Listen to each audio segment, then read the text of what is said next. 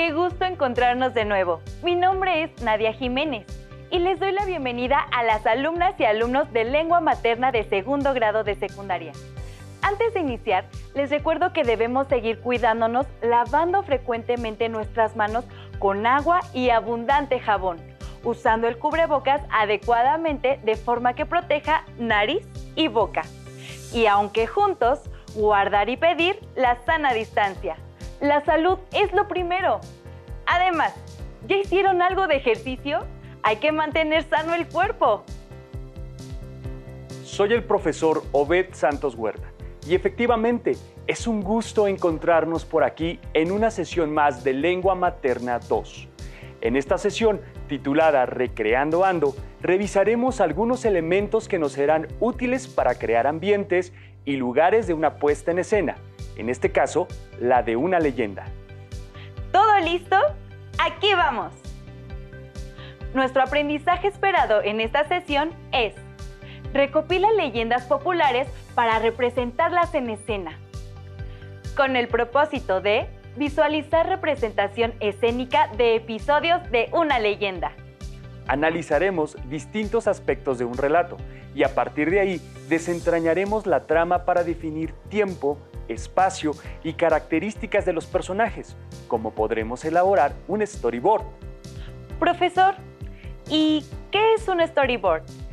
Un storyboard es una secuencia de imágenes organizadas que nos sirven como guía para elaborar una historia.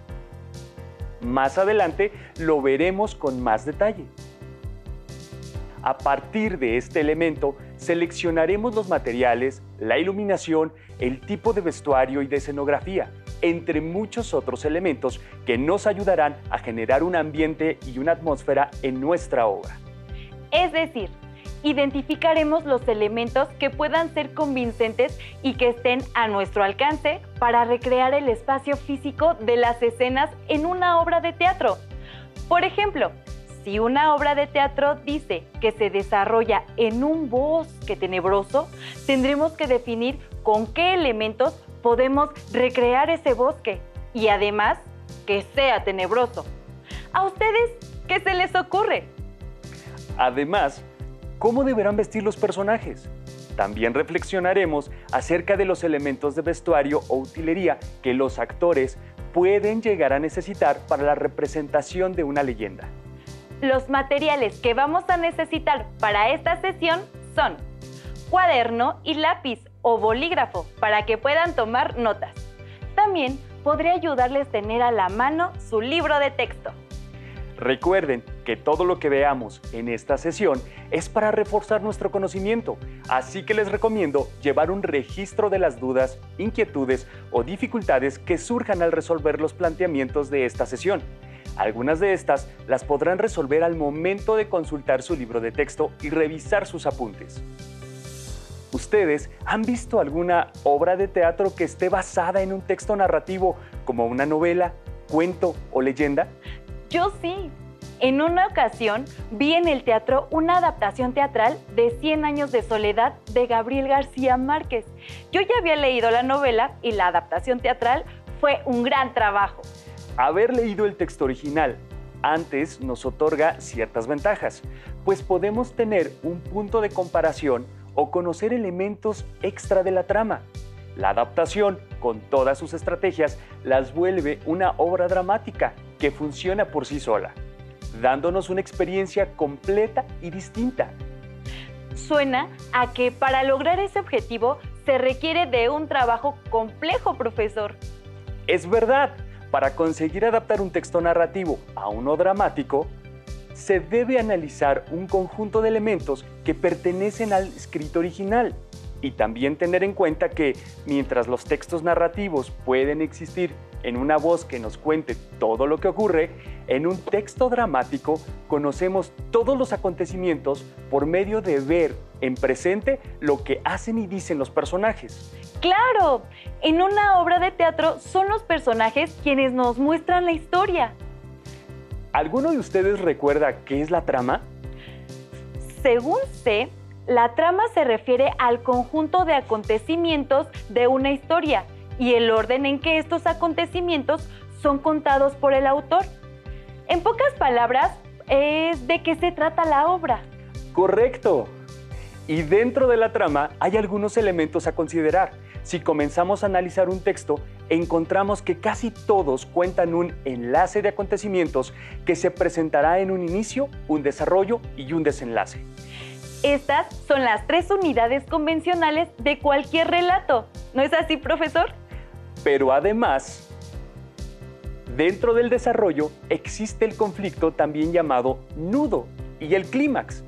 El nudo o conflicto sería el problema fundamental, el obstáculo que los personajes deben librar, el momento en el que veamos a los personajes actuar guiados por sus deseos más profundos, mientras que el clímax es el punto culminante de la obra, el punto decisivo, en el cual todo lo planteado en la obra tiene consecuencias. Podríamos decir que el clímax es el momento más emocionante de toda la obra, ya que se decide si los personajes alcanzan o no su objetivo. Tienes razón. Y por lo tanto, este clímax da pie al desenlace de una obra. Nos conduce al final de la trama. Para examinar mejor este aspecto llamado trama, revisaremos el texto La mulata de Córdoba. Acompáñenos a escuchar y ver lo siguiente. La mulata de Córdoba. Corría el año de 1618 y en la villa de la Córdoba de los Caballeros se decía que vivía una bella mujer, de cuyo origen y domicilio nadie sabía. La historia documenta que habitantes de África fueron traídos como esclavos por los españoles, llegando principalmente al puerto de Veracruz. Gracias al mestizaje entre españoles y africanos, se originaron los denominados mulatos. Sigamos escuchando. Su belleza era tan grande que todos los hombres se sentían atraídos por ella. Por sus venas corría sangre negra y española. Era la mulata de Córdoba. Cuenta la leyenda que a finales del siglo XVII, una bella mujer habitaba uno de los montes más altos de la bella ciudad de Córdoba, Veracruz.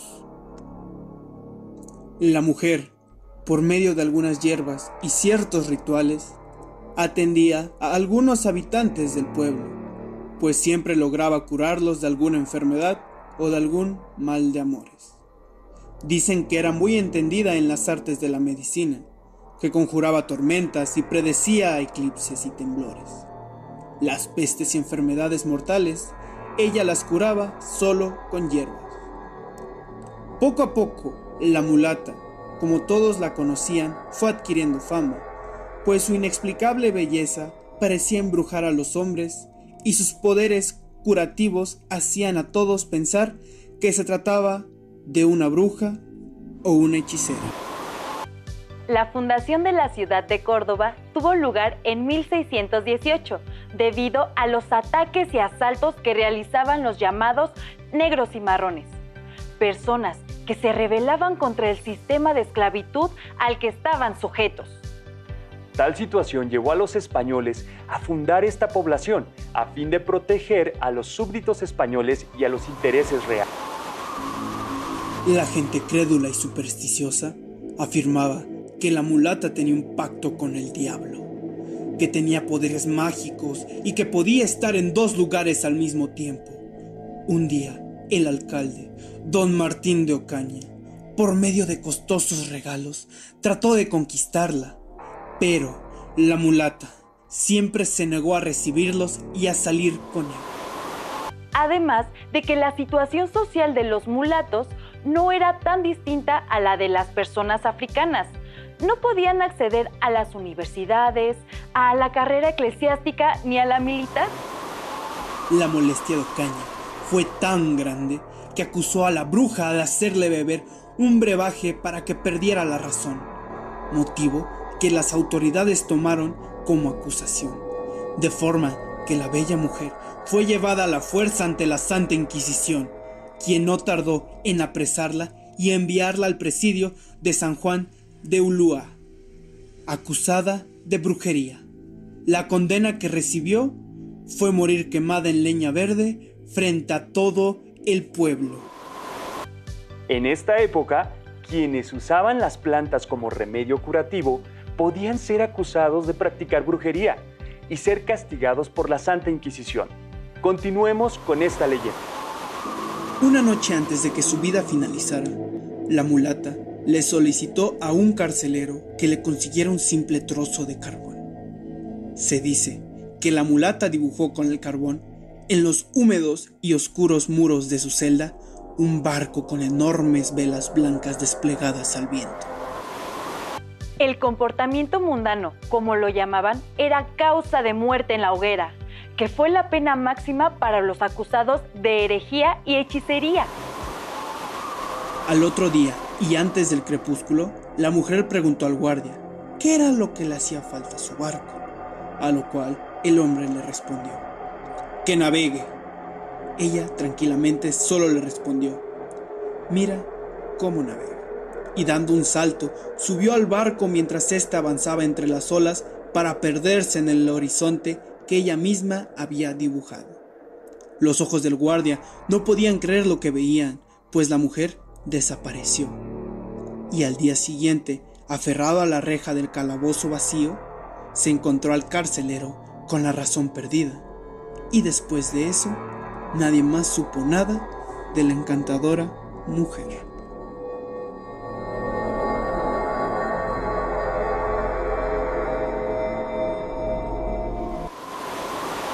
Espero que les haya gustado esta narración realizada en voz del alumno Anthony Rey Hernández Morales. Basados en nuestro relato, identifiquemos los momentos más importantes de la secuencia narrativa. Recordemos que se divide en 3: planteamiento, desarrollo y desenlace. Pueden guiarse utilizando un cuadro como el siguiente.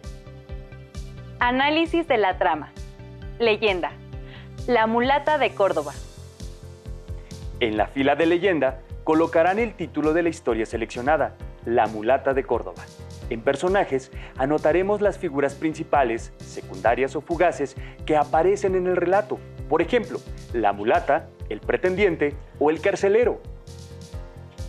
En espacio es el lugar en el que se desarrolla la trama. Por ejemplo, la cárcel, la villa de Córdoba de los Caballeros, la ciudad de Córdoba, Veracruz, un parque, etc. Y en tiempo podemos anotar la época en que se encuentran los hechos, como puede ser el año de 1618. El tiempo y el espacio son 2 aspectos fundamentales para pensar en la trama, ya que toda acción está enmarcada en un momento y lugar específicos, que son los que nuestros personajes habitarán. Para realizar nuestra adaptación, también hay que procurar tejer de manera clara los momentos que el texto original plantea. Esto con el fin de transformarlos en un texto que funcione para una representación escénica. Iniciemos con el planteamiento. Recuerden que el planteamiento prepara al público para la historia, nos ubica en el tiempo y lugar en que los hechos sucedieron. En este momento podemos identificar elementos como: la mulata era una bella mujer que nunca envejecía. La llamaban mulata porque tenía ascendencia africana y española. Tenía habilidades curativas y vivía sola. Vivía en Córdoba en el año de 1618. Según estos elementos, entiendo que el planteamiento también nos presenta a los personajes. ¿Qué hacen? ¿Cómo viven? ¿Qué particularidades tienen? Y da el panorama de lo que sucede. Nos da los primeros acercamientos a la manera de pensar de los personajes, sus obsesiones, sus temores. Además, esta primera impresión de los personajes puede cambiar. Podemos descubrir conforme avancemos que no son como pensamos en un principio. Después del planteamiento, en el nudo, encontramos ese momento en el que 2 deseos opuestos chocan entre sí y que al ser incompatibles, desatarán el desarrollo, puesto que los personajes deberán tomar decisiones y realizar acciones para tratar de conseguir un objetivo dentro de la obra. Si el nudo nos señala cuál es el conflicto o choque de fuerzas y deseos, podemos decir que, en este caso, es que Ocaña, pretendiente de la mulata, trató de conquistarla, pero ella se negó a salir con él. ¡Claro! Ambos quieren cosas completamente opuestas y por lo tanto son incompatibles al interior del texto dramático que crearemos. Después tenemos el desarrollo, en donde encontramos todas las acciones que los personajes llevarán a cabo para conseguir su objetivo. En nuestra leyenda podemos resumirlo con la acusación de Ocaña acerca de que la mulata es bruja y cómo esto la lleva al arresto y la condena a muerte. Luego llegamos al clímax, que es la parte culminante o con más intensidad. Justo cuando la mulata está encarcelada y parece que no hay esperanza para ella, pinta sobre la pared de su celda un barco, con las velas desplegadas. Le pregunta al guardia, ¿qué es lo que le hace falta al barco? Y él responde, que navegar. Acto seguido, ella salta dentro de él y se marcha ante la mirada atónita del guardia. Y por supuesto, de quienes observaremos escénicamente tal suceso. Creo que ya comienzo a diferenciar los 3 momentos entre sí, pero falta un último, ¿no es así, profesor? Por supuesto. Veamos el desenlace. El desenlace es la parte final de la historia, en donde se plantea cómo se reordenó el entorno después de todo lo ocurrido. Por ejemplo, el carcelero enloquece. Nadie volvió a saber de la mulata. En este momento de la trama, suele suceder que los conflictos principales se resuelven y con ello la obra llega a su fin. Sin embargo, también hay adaptaciones en donde queda un final abierto que propicia el misterio por parte del espectador. Acompáñenos a ver algunas preguntas que nos tienen los alumnos Laila Robledo, Alexandra y Juan Carlos Pérez. ¿Cómo puedo empezar a crear el espacio escénico de mi relato? Ya que imaginé tantas cosas que no sé por dónde comenzar sin dejar pasar detalles que sean importantes para la historia. Necesito saber cómo será posible hacer realidad mis ideas de acuerdo a mi presupuesto, condiciones técnicas y tiempo estimado para desarrollar el proyecto. Para el proyecto, mis compañeros me asignaron la iluminación y el sonido de la obra, pero ¿por dónde empezar? Ni siquiera sé qué hacer exactamente. Son preguntas que yo comparto, profesor. Por favor, demos respuesta al primer cuestionamiento. Al momento de seleccionar el lugar para la representación, conviene estar muy atentos a la atmósfera y elementos que el texto de partida nos propone. Distinguir si los espacios son públicos o íntimos, así como las sensaciones que generan en nosotros. Esto poco a poco nos ayudará a tomar la decisión de si queremos que todo ocurra en un mismo espacio o bien si la puesta en escena le conviene que los lugares cambien constantemente. También me parece que podemos tener presente que hay muchas formas de ambientar una misma historia. No tiene que ser forzosamente de manera realista. Hay una técnica llamada storyboard que podría traducirse como guión gráfico. Con esta técnica se realiza un dibujo por cada una de las escenas de la obra en la secuencia que se requiera. Hacer un dibujo de cada espacio distinto nos puede ir revelando los colores, el entorno, así como el vestuario que tiene nuestra obra. Veamos un ejemplo de cómo a partir de un dibujo se puede comenzar la creación de su espacio escénico. Cada uno de los dibujos que realicemos será distinto dependiendo de las características del relato, pero también de la imaginación de quien lo esté elaborando. Aquí podemos observar algunos acercamientos al espacio.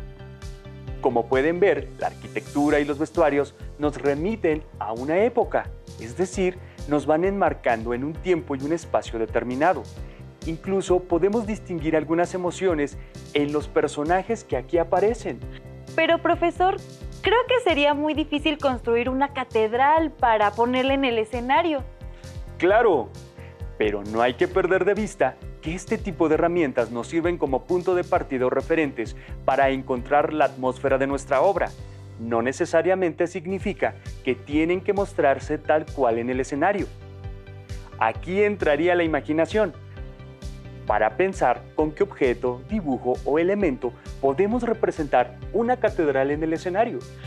Sí, porque como nos preguntó la alumna Alexandra, necesitamos saber cómo será posible hacer realidad sus ideas, de acuerdo con su presupuesto. En las siguientes imágenes podemos ver algunas maneras en las que nuestras ideas se pueden materializar. Como vemos, más que presupuesto en estos casos, se requiere mucha creatividad. Una vez encontradas las acciones, lugares y acontecimientos en nuestro texto, podemos idear formas ingeniosas y sencillas de recrearlos. Como en la imagen en que, gracias a un juego de sombras, pudimos ver la lucha con un dragón. ¿Qué nos puede decir respecto a lo que preguntó Juan sobre el sonido y la iluminación?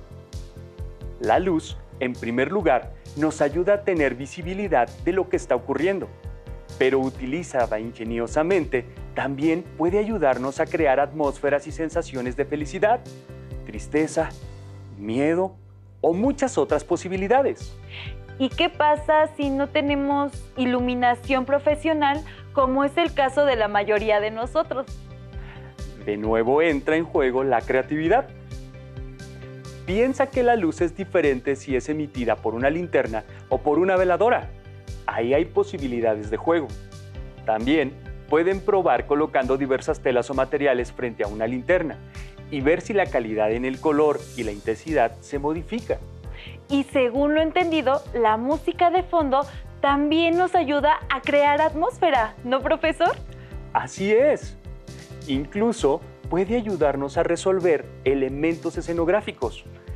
Piensa que si ponemos el sonido de las olas del mar, ya no sería necesario recrear toda una playa. Simplemente el sonido comienza a evocarnos un lugar específico.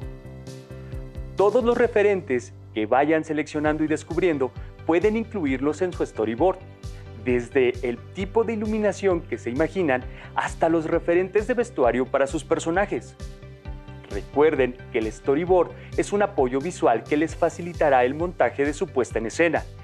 Es una herramienta que ayuda a traducir su pensamiento en imágenes. Profesor, pero ¿qué sucede si no soy un dibujante experto? Eso no debe preocuparte, ya que de este boceto solamente nos brinda un panorama general de lo que cobrará vida en el montaje real. Lo importante no está en el dibujo, sino en los detalles que a cada uno nos sirven como guía. Veamos juntos el siguiente video realizado por la alumna Olteguanacmitle Margarita. Hola, hoy voy a explicar un poco sobre qué es un storyboard y cómo se hace. Un storyboard es un conjunto de ilustraciones presentados secuencialmente y es una guía visual que nos ayuda a comprender una historia, planificar la estructura de una película o visualizar una animación o video. Para hacerlo, se puede utilizar lápiz y papel, pero también plataformas digitales. En este caso, utilicé lápiz y papel para retratar la leyenda de la mulata de Córdoba. 3 mujeres se encuentran hablando sobre la mulata frente a una iglesia mientras ella va pasando. La mulata es una mujer muy bella, por eso los hombres se sienten atraídos por ella. Entre ellos, don Miguel de Ocaña, quien la busca para cortejar con regalos costosos. Pero la mulata no está interesada en él, y al sentir su rechazo, la acusa de ser una bruja. En el juicio es juzgada por un jurado de la Santa Inquisición. En el lugar se encuentra una ventana donde se observa la isla de San Juan de Ulúa, y es ahí donde se encuentra la prisión. Ya condenada, le pide al carcelero que le regale un trozo de carbón. Cuando lo obtiene, se pone a dibujar un majestuoso barco. Al terminarlo, la mulata le pregunta al carcelero: ¿qué le hace falta a mi nave? Y él le responde: navegar. La nave inmediatamente empieza a navegar y la mulata salta en él, logrando así escapar del carcelero. Este se queda atónito, completamente perdido en sí mismo. ¿Observaron lo útil que resulta elaborar un storyboard para no perder de vista ningún detalle al momento de representar nuestra obra? Además, nos permite corregir o mejorar los elementos que necesitaremos para elaborar la escenografía, verificar la utilería, seleccionar el vestuario, entre muchas otras cosas. Recuerden que estas son algunas de las herramientas que pueden emplear al momento de planear el montaje de su adaptación de alguna leyenda. Ustedes pueden desarrollar algunas otras. Estamos llegando al final de esta sesión. Nuestro aprendizaje esperado fue: recopila leyendas populares para representarlas en escena, con el propósito de visualizar la representación escénica de episodios de una leyenda. Recuerden que la adaptación de un texto narrativo o uno dramático requiere analizar la trama e identificar los elementos de tiempo y espacio. Sí, también las características de los personajes que incluiremos en nuestra adaptación. Con todos estos elementos, podrán definir cuántos actos o episodios tendrá su obra y en cuántas escenas estará dividida. También pueden proceder a la elaboración de un storyboard. No olviden que para fortalecer sus conocimientos pueden acudir a su libro de texto. Realicen los retos sugeridos en él o bien consulten sus apuntes de esta sesión. Lo importante es seguir aprendiendo. Gracias por compartir con nosotros esta sesión de Lengua Materna 2, titulada Recreando Ando. Hemos aprendido algo nuevo juntos. Y recuerden que si quieren volver a revisar nuestra sesión, pueden consultar los horarios de repetición en Aprende en Casa 2. ¡Hasta la próxima!